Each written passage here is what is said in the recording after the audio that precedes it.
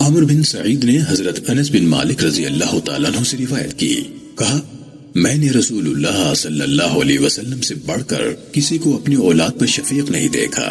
آپ کے فرزند حضرت ابراہیم رضی اللہ تعالیٰ عنہ مدینے کی بالائی بستی میں دودھ پیتے تھے۔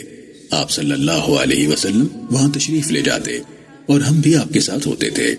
آپ گھر میں داخل ہوتے تو وہاں دھواں ہوتا، کیونکہ حضرت ابراہیم رضی اللہ تعالیٰ عنہ کا رضائی والد لوہار تھا۔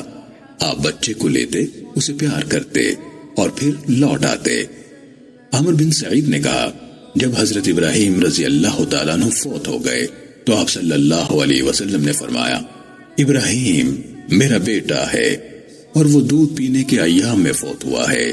اس کو دودھ پلانے والی 2 مائیں ہیں جو جنت میں اس کی رضاعت کی مدت مکمل کریں گی۔ صحیح مسلم حدیث نمبر 6026۔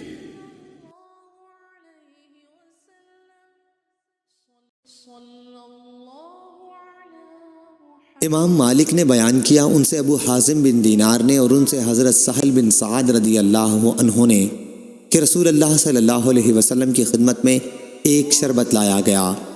حضرت صلی اللہ علیہ وسلم نے اس میں پیا۔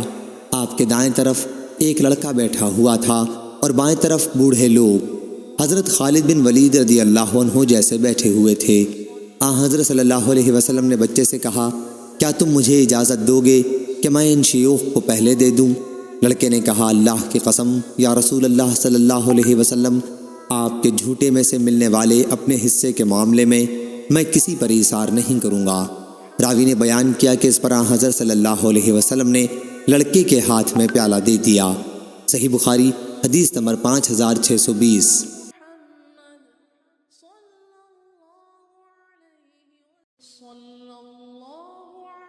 ابو قتادہ رضی اللہ عنہ نے بیان کیا، کہا کہ نبی کریم صلی اللہ علیہ وسلم باہر تشریف لائے اور امامہ بنت ابی العاص جو بچی تھیں وہ آپ کے شانہ مبارک پر تھیں۔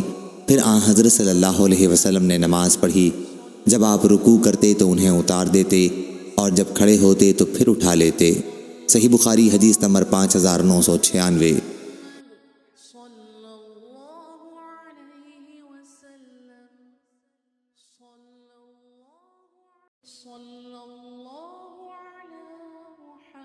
انس بن مالک رضی اللہ تعالیٰ عنہ سے روایت ہے کہ نبی صلی اللہ علیہ وسلم نے فرمایا میں نماز شروع کر دیتا ہوں، ارادہ یہ ہوتا ہے کہ نماز طویل کروں، لیکن بچے کے رونے کی آواز سن کر مختصر کر دیتا ہوں، کیونکہ مجھے معلوم ہے ماں کے دل پر بچے کے رونے سے کیسی چوٹ پڑتی ہے۔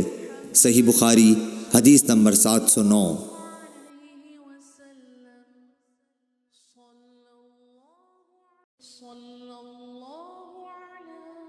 حضرت ابو ہریرہ رضی اللہ عنہ نے بیان کیا کہ رسول اللہ صلی اللہ علیہ وسلم نے حسن بن علی رضی اللہ عنہ کو بوسہ دیا۔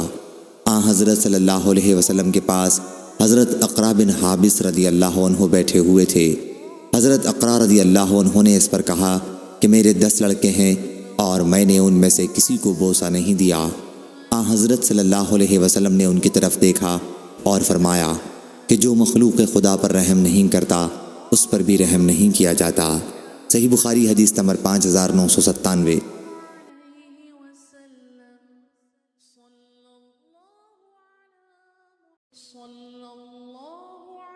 ابو ہریرہ دوسی رضی اللہ عنہ نے بیان کیا کہ رسول اللہ صلی اللہ علیہ وسلم دن کے ایک حصے میں تشریف لے چلے، نہ آپ نے مجھ سے کوئی بات کی اور نہ میں نے آپ سے۔ اسی طرح آپ بنی قینقاع کے بازار میں آئے، پھر واپس ہوئے اور فاطمہ رضی اللہ عنہا کے گھر کے آنگن میں بیٹھ گئے اور فرمایا وہ بچہ کہاں ہے، وہ بچہ کہاں ہے؟ فاطمہ رضی اللہ عنہا کسی مشغولیت کی وجہ سے فوراً آپ کی خدمت میں حاضر نہ ہو سکیں۔ میں نے خیال کیا ممکن ہے حسن رضی اللہ عنہ کو کرتا وغیرہ پہنا رہی ہوں یا نہلا رہی ہوں۔ تھوڑی ہی دیر بعد حسن دوڑتے ہوئے آئے۔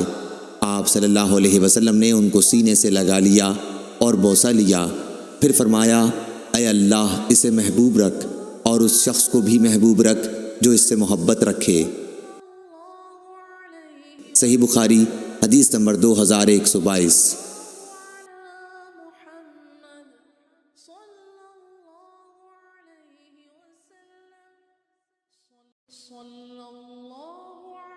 ام خالد بنت خالد بن سعید رضی اللہ عنہ نے بیان کیا کہ میں رسول اللہ صلی اللہ علیہ وسلم کی خدمت میں اپنے والد کے ساتھ حاضر ہوئی۔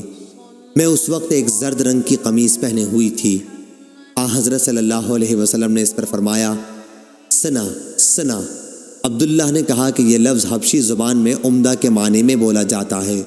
انہوں نے بیان کیا کہ پھر میں مہر نبوت کے ساتھ جو آپ کی پشت پر تھی کھیلنے لگی تو میرے والد نے مجھے ڈانٹا، لیکن حضرت صلی اللہ علیہ وسلم نے فرمایا کہ اسے مت ڈانٹو۔ پھر آپ نے ام خالد کو درازی عمری کی دعا دی کہ اس قمیص کو خوب پہن اور پرانی کر، پھر پہن اور پرانی کر، اور پھر پہن اور پرانی کر۔ عبداللہ نے کہا کہ چنانچہ یہ قمیص اتنے دنوں تک باقی رہی کہ زبانوں پر اس کا چرچا آ گیا۔ صحیح بخاری حدیث نمبر 3071۔